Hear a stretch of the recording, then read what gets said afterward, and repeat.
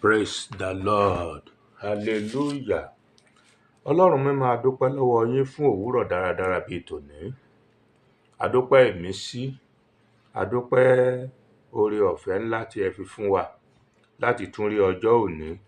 Olúwa adúpẹ́ lọ́wọ́ yín, ẹ gba ọpẹ́ wa, ẹ gba ẹ̀yìn wa. Ojúrere àti àánú yín ó ń bá wa gbé. Agbára ìwàláàyè yín kò fi wá sílẹ̀. Ògo ni fún orúkọ yín Ọlọ́run. Jésù Kristi Olúwa wa. Amen. We bless the name of the Lord for seeing today, for sparing our lives up to today, for counting us among the living. Father, we bless your name. Take all the glory in the name of Jesus.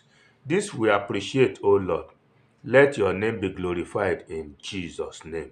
Amen. Today, we want to go into Genesis chapter 4.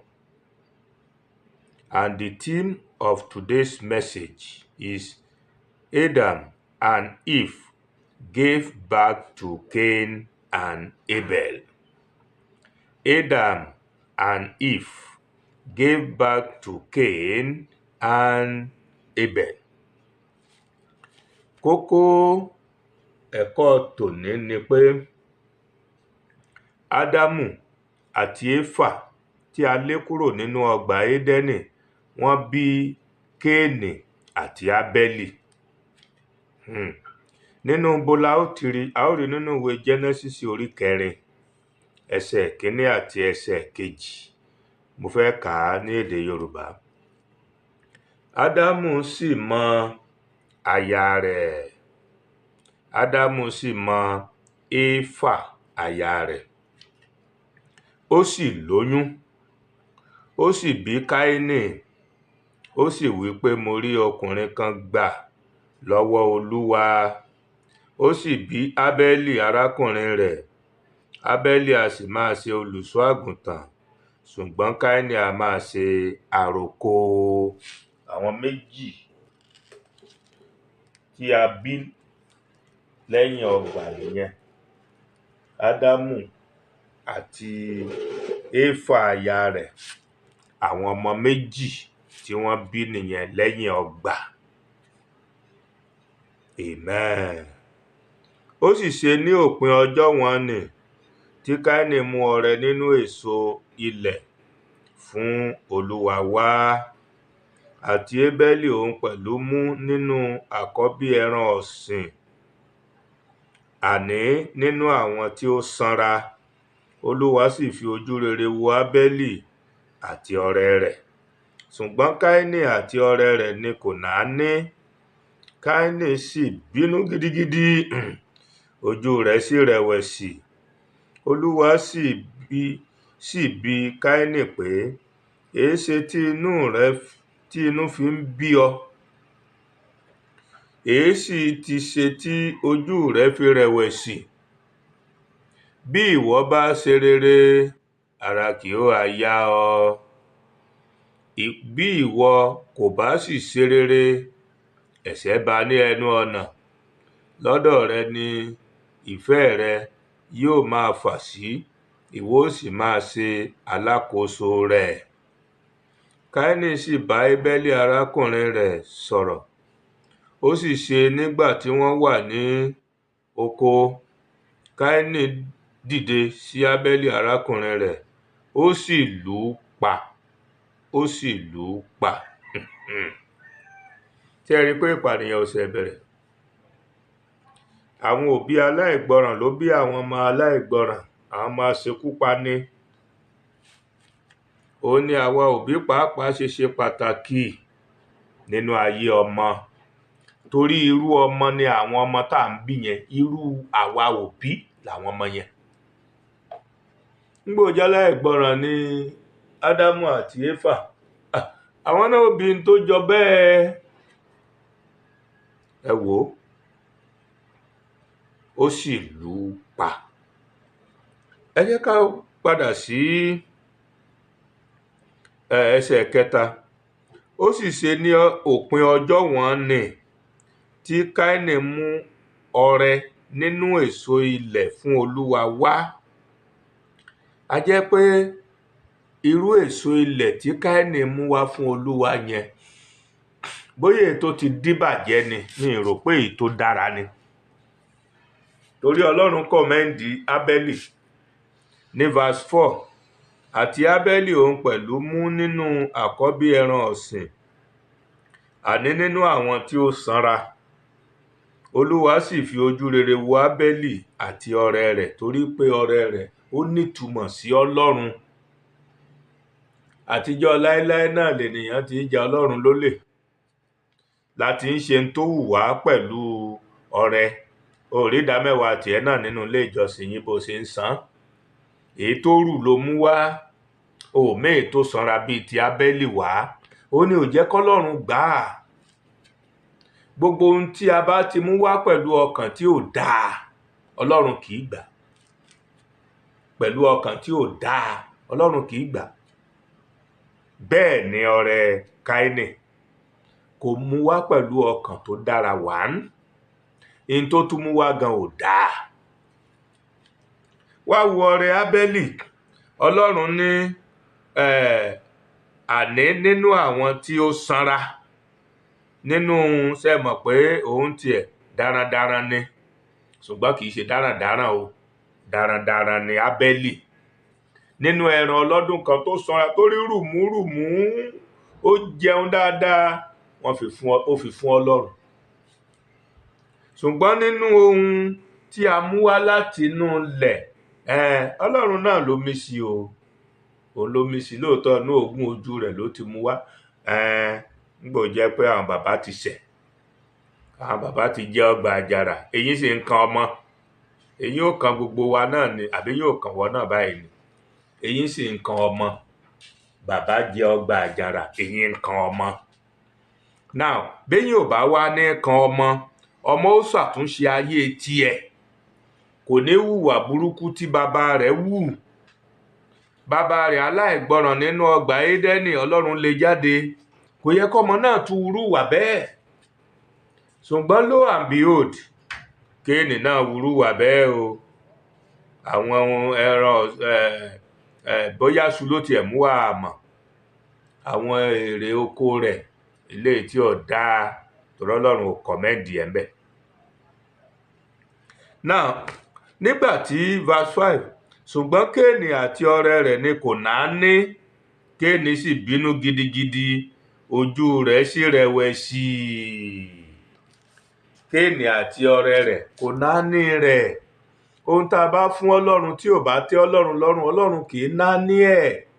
Wo èmi àtẹ̀yin náà náà, tán bá fún wa ní nǹkan tí ò jọjú, ṣẹ̀rí páwa náà, ó dáa, thank you, bàbá ẹ̀ tí ẹ̀ dúpẹ́ dáadáa, bó bá fẹ́ gba nǹkan rẹ padà o, àbí kí ló fún mi gan. Bẹ́ẹ̀ lọ́lọ́run náà, Ọlọ́run náà kì í náání ohun tí ò bá jọjú, àti ohun tí a ò mú wá nínú ọkàn tó fúyẹ́, nínú ọkàn tó funfun, nínú ọkàn tó yọ́nú, nínú ọkàn tínú ẹ dùn láti fi sílẹ̀. Ohun tí a ò bá mú wá láti inú irú ọkàn bẹ́ẹ̀, Ọlọ́run kì í gbà á. Òun la ṣe ń sọ fólúkúlùkù wa, tó bá jẹ́ ìdámẹ́wàá ló fẹ́ dá fọ́lọ́run, jẹ́ kó pé ìdámẹ́wàá. Tó bá jẹ́ ìdá 100 ni, kúkú ṣe gbogbo ẹ̀. Gbogbo èyí tó bá ti mú wá fọ́lọ́run, jẹ́ kó wá láti inú ọkàn tó fúyẹ́, kì í ṣe inú ọkàn tán ń tì gbọ̀ngbọ̀n, kì í ṣe inú ọkàn tán ń tì bàì túláàsì, bàì tipátipá. No, Ọlọ́run kì í gbà. Àwọn tí ó kọ́kọ́ rúbọ nìyí o, wo ohun tán fi rúbọ, wo ohun tó lúkúlùkù wọn fi rúbọ. Inú wa bí Kéènì, báwo lọ́lọ́run ṣe, Kéènì yẹn gbọ́dọ̀ jẹ́ tó burú gan o. Mo rò pé Boko Haram ni, bóyá ò ní bàbá àwọn Boko Haram. Àwọn ti Nàìjíríà yìí, mi mọ Boko Haram bò mí o, àbí bandit ti Nàìjíríà, àbí swap ti Nàìjíríà, Kéènì ni ó jẹ́ bàbá wọn. Torójú ẹrọrọ bínú gan. Mọ̀ kọ́lọ̀ ń describe pé èèyàn bínú, ẹni yẹn tún bínú jù bẹ́ẹ̀ lọ, ó bínú gan. Wo verse 6, Olúwa sì bi Kéènì pé, èéṣe tí inú fi ń bí ọ, èéṣì ṣe tí ojú rẹ fi rẹ̀wẹ̀sì? Bí ìwọ bá ṣe rere, ara kì ó yá ọ, bí ìwọ kò bá sì ṣe rere, ẹ̀ṣẹ̀ bá ní ẹnu ọ̀nà. Lọ́dọ̀ rẹ ni ìfẹ́ rẹ yóò máa fà sí, ìwọ ó sì máa ṣe alákòóso rẹ̀. Ìyẹn ni pé lọ́dọ̀ rẹ ó máa fẹ́ ara rẹ nìkan. Ìfẹ́ ara ẹni nìkan ò ní fẹ́ Ọlọ́run. Ọ̀dọ̀ rẹ nìkan nìfẹ́ rẹ ó máa fà sí. Ò ní láìkì Ọlọ́run rárá. Tọ́lọ́run bá ní mú nǹkan báyìí wá, ò ní mú wá torí ò fẹ́ràn Ọlọ́run. Bóyá bẹ́ẹ̀ nìwọ náà rí, olùgbọ́ mi, ó yá yí padà. Ó yá yí padà torí ò lè rí nǹkan tó dáa gbà lọ́wọ́ Ọlọ́run o. Mo lọ verse 8. Kéènì sì bá Ébélì arákùnrin rẹ̀ sọ̀rọ̀. Ó sì ṣe nígbà tí wọ́n wà ní oko, Kéènì dìde sí Ébélì arákùnrin rẹ̀, ó sì lù ú pa. Ó lù ú pa. He killed his brother. Cain was the first man who killed his brother, who killed a person. Ó sì lù ú pa. Olúwa sì wí fún Kéènì pé, níbo ni Ábélì arákùnrin rẹ̀ wà? Ó sì wí pé, èmi kò mọ̀. Lẹ́yìn ìgbà tó pààyàn tán, ó tún parọ́, ó di méjì. Ẹ̀ṣẹ̀ ń pọ̀ sí ni o. Èmi ń ṣe olùtọ́jú arákùnrin mi bí ò wá fojú di sọ́lọ́run. Ọlọ́run ló ń béèrè lọ́wọ́ ẹ̀ bẹ́ẹ̀ o. Àwọn èèyàn mọ̀ ti burú tipẹ́. Ó sì wí pé, kí ni ìwọ ṣe nì? Ohùn ẹ̀jẹ̀ arákùnrin rẹ̀ ń kígbe pè mí láti inú ilẹ̀ wá. Ǹjẹ́ nísinsìnyí a fi ọ́ ré lórí ilẹ̀ tí ó yanu rẹ̀ láti gba ẹ̀jẹ̀ arákùnrin rẹ̀ lọ́wọ́ rẹ̀. Nígbà tí ìwọ bá ro ilẹ̀ láti ìsinsìnyí lọ, kì yóò fi agbára rẹ̀ so èso fún ọ mọ́. Ìsáǹsá àti alárìnkiri ni ìwọ ó máa jẹ ní ayé. Kéènì sì wí fún Olúwa pé, ìyà ẹ̀ṣẹ̀ mi pọ̀ ju èyí tí èmi lè rù lọ.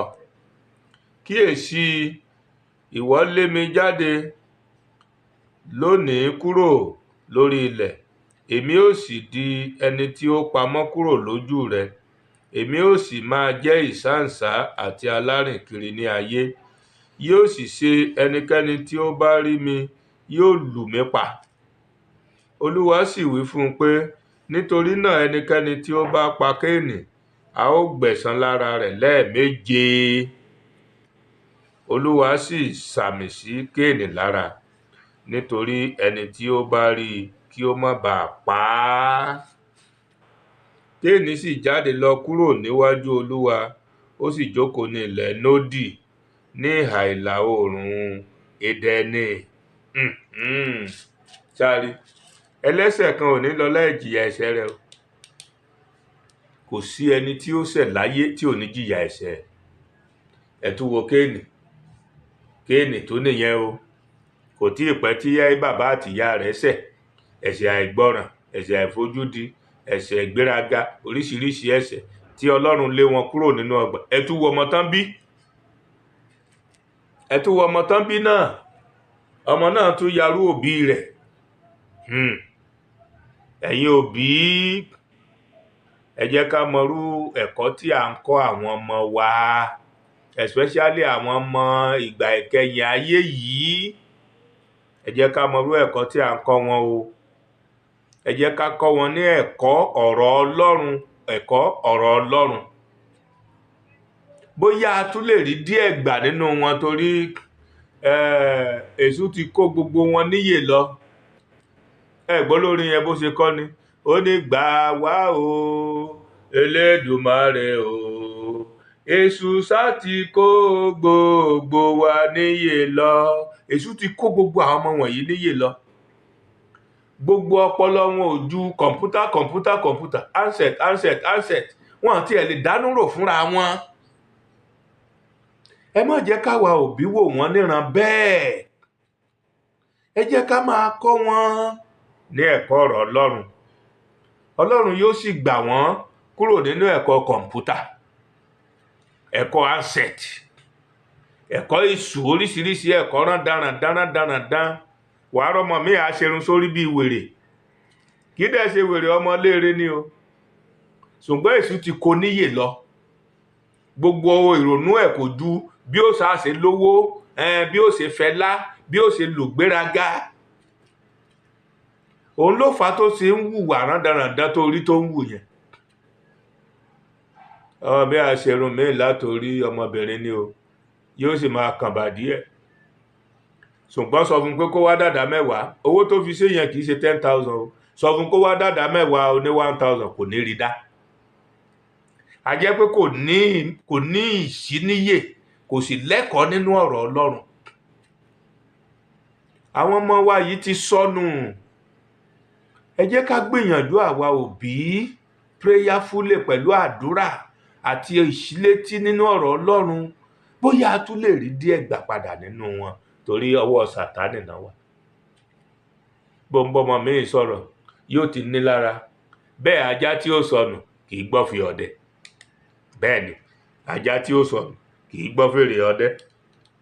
bó ń bá wí yóò warùn kì. bíbélì nínú òwe 12:1 ó ní ẹni tí a ń bá wí tó ń warùn kì, ó ní yóò parun lójijì ni. mo gbàdúrà lórúkọ Jésù, ẹ̀yin ọmọ wọ̀nyí ẹ̀ ní parun lójijì o, ṣùgbọ́n ẹ máa kọ́ ẹ̀kọ́ nínú ọ̀rọ̀ Ọlọ́run.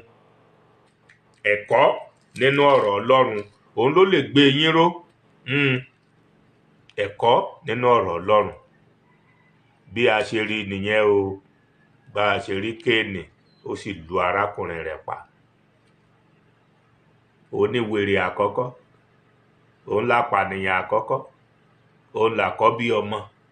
lóòótọ́ kì í ṣe òun nìkan, kì í ṣe Kéènì àti Ébélì nìkan ló wà láyé nígbà náà. àbí ẹ gbọ́ nígbà tó ní ẹni bá rí òun yóò sì pa òun. òun tóun ti mọ̀ bá ṣe pààyàn.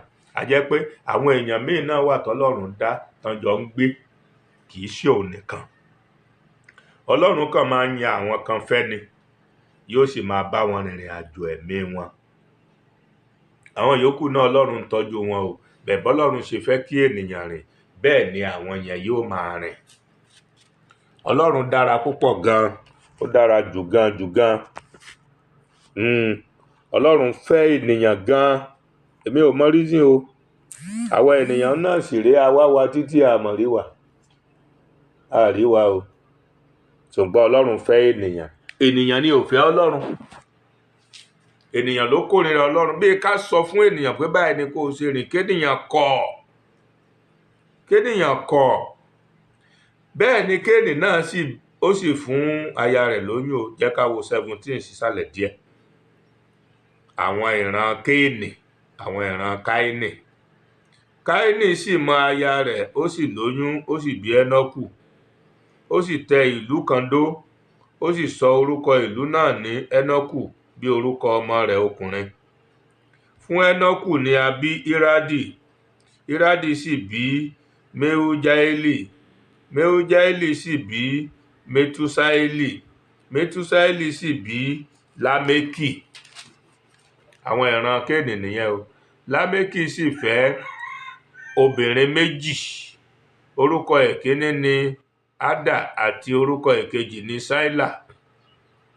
orí Lámékì láti bẹ̀rẹ̀ sí ní fẹ́yàwó ju ẹyọ kan lọ. Ádà sì bí Jábálì. òun ni bàbá irú àwọn tí ó ń gbé àgọ́. àwọn tó ń gbé àgọ́, wọn ìkọ́lé búlọ́ọ̀kù, àgọ́ náà máa ń gbé, tí wọ́n sì ní ẹran ọ̀sìn. Ádà ni bàbá wọn. orúkọ arákùnrin rẹ̀ ni Júbálì. òun ni bàbá irú gbogbo àwọn tí ń lo dùùrù àti fèrè, Júbálì. àti Sáílà òun pẹ̀lú bí Túbálì Káínì, olùkọ́ni gbogbo ọlọ́nà idẹ àti irin. arábìnrin Túbálì Káínì ni Náàmà. Lámékì sì wí fún àwọn aya rẹ̀ pé, Ádà òun Sáílà, ẹ gbọ́ ohùn mi. ẹ̀yin aya Lámékì, ẹ fetí sí ọ̀rọ̀ mi, nítorí tí mo pa ọkùnrin kan ní ẹ̀dùn mi. àti ọ̀dọ́mọkùnrin kan sí ìpalára mi. Bí a ó gbẹ̀san Kéènì lẹ́ẹ̀méje, ǹjẹ́ ti Lámékì ní ìgbà 750. Ṣé mọ̀ pé grandfather ẹ̀ ló pa grandfather ẹ̀ ló pa sórí ẹni àjọ tán ni. Bẹ́ẹ̀ ni wọ́n ó pa náà ni, kò sọ́gbọ́n kán mọ́ pa. Sétì àti Énọ́ṣì. Ádámù sì tún mọ aya rẹ̀, ó sì bí ọmọkùnrin kan, ó sì pe orúkọ rẹ̀ ní Sétì. Ó wí pé, nítorí Ọlọ́run yan irú ọmọ mìíràn fún mi ní ipò Ábélì tí Káínì pa. Àti Sétì òun pẹ̀lú ni a bí ọmọkùnrin kan fún, ó sì pe orúkọ rẹ̀ ní Énọ́ṣì, tí a ń gbọ́ bá. Nígbà náà ni àwọn ènìyàn bẹ̀rẹ̀ sí ké pe orúkọ Olúwa. Ìran Kéènì nìyẹn. Kéènì ló fa gbogbo àwọn yẹn wáyé. Nígbà náà, nítorí àwọn èèyàn ti ń pọ̀, wọ́n bẹ̀rẹ̀ sí ní ké pe orúkọ Olúwa. Ọlọ́run bẹ̀rẹ̀ sí ní farahàn ìran ènìyàn.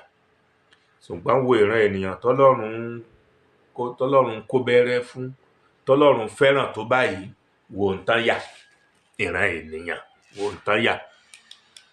Ìran ènìyàn, ẹni tí Ọlọ́run rí tínú Ọlọ́run dùn, wo ń tán ṣe. Ìran ènìyàn ni apààyàn. Torí pé ìpààyàn náà ṣì wà Nàìjíríà náà dòní. Ọlọ́run ó yọ wá nínú ẹ̀ o. We thank God for the message. The message that tells us about the birth of Cain. The birth of Cain. Today's message, don't forget, Adam and Eve gave birth to Cain and Abel. The theme is Genesis chapter 4. Let me read verse 1 and 2. And Adam knew his wife, and Adam knew Eve, his wife, and she conceived and bare Cain, and said, I have gotten a man from the Lord. And she again bare his brother Abel. And Abel was a keeper of sheep, but Cain was a tiller of the ground. And in process of time it came to pass that Cain brought of the fruit of the ground an offering unto the Lord. And Abel, he also brought of the firstlings of his flock, and of the fat thereof. And the Lord had respect unto Abel and to his offering. But unto Cain and to his offering he had not respect.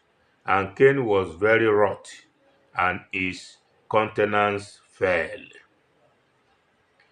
Here, like some of us, Cain was the first to give offering unto the Lord. But the offering he gave unto the Lord did not please God. And God did not accept his offering. Like your own too. The pastor says, bring all the tithes to the house of God. Does God spend naira and kobo? Does he spend dollar? It is none of your business. Your business is whatever God asks you to do. Do it. Do it. If anybody tells you tithe is not of God, that man must be a devil incarnate. Don't listen to him. It's the same thing here. Look at how we started. God, who loved us so much, look at what we gave him. It is bad. He didn't like it. And God rejected Cain's offering because it was not pleasing unto God. So check your own offering too, your own tithe. Is it pleasing unto God? If not, there is trouble. You will call on the name of the Lord, he will not answer you. And that is why you go from prophet to prophet, from pastor to pastor, from imam to imam, from afar to afar. Please help me pray. Believing God for, because you are not in tune with God. That's why you are running helter-skelter. If you obey God's commandment, you will ask God for anything, and he will do it for you. Why not ask God yourself, my brother? Why not obey all his commandments and do his will? And he will do what pleases you too. Stop going from pole to post. Hearken to the voice of the Lord. Keep his commandments. Whatever he asks you to do, he says you should pay tithe, go and pay that tithe completely. And then ask God for anything, God will do. But if you don't obey him in totality, he will also not listen to you. But if somebody pray on your behalf, God will, because of that man's faith, do something small for you. But you cannot call on the name of the Lord and he will answer you. So listen now, hearken to the voice of God. Hearken. Okay. But unto Cain and to his offering he had not respect. And Cain was very wroth, and his countenance fell. And the Lord said unto Cain, Why art thou wroth? And why is thy countenance fallen? If thou doest well, shalt thou not be accepted? And if thou doesn't not well, sin lieth at the door, and unto thee shall be his desire, and thou shalt rule over him. And Cain talked with Abel his brother, and it came to pass, when they were in the field, that Cain rose up against Abel his brother, and slew him. Cain killed his brother. You can see. Cain killed his brother. Like some people are killing other people. They just kill because they needed promotion. And they needed the blood of somebody for the herbalists to help them to make ritual so that they can be in one position or the other. Or they needed an herbalist to make ritual for them so that they can have plenty of money. But there is no ritual that will give you long life.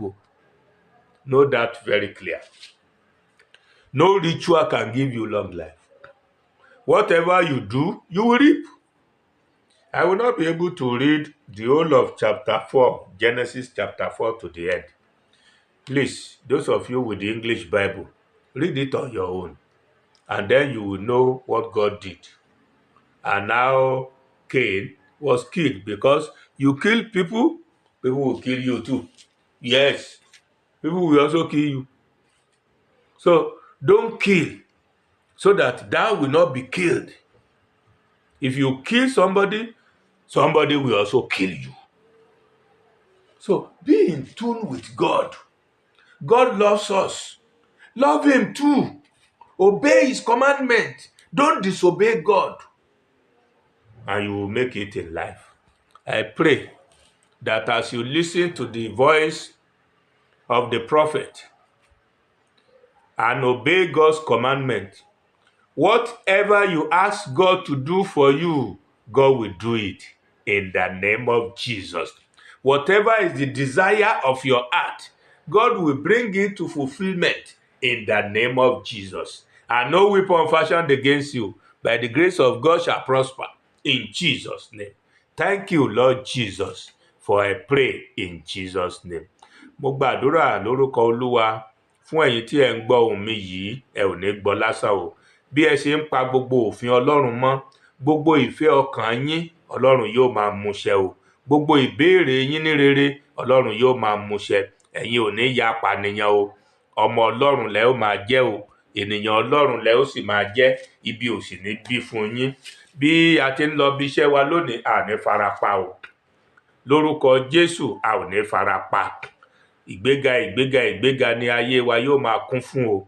Bí àwa náà ti ń fún Ọlọ́run ní ìdámẹ́wàá gbogbo ohun tí à ń ṣe yẹn, ìdá 90% tó kù, Ọlọ́run yóò nínú àánú rẹ̀ yóò jẹ́ kó mú èso tó pọ̀ wá fún ayé wa àti fún ìdè wa, yóò sì dára fún wa. Ẹ̀mí wa yóò gùn o, a ò ní kú ní rèwerèwe. Jésù Kristi Olúwa wa, àmín. Jésù Kristi Olúwa wa, àmín. Jésù Kristi Olúwa wa, àmín, àmín, àmín lórúkọ Jésù.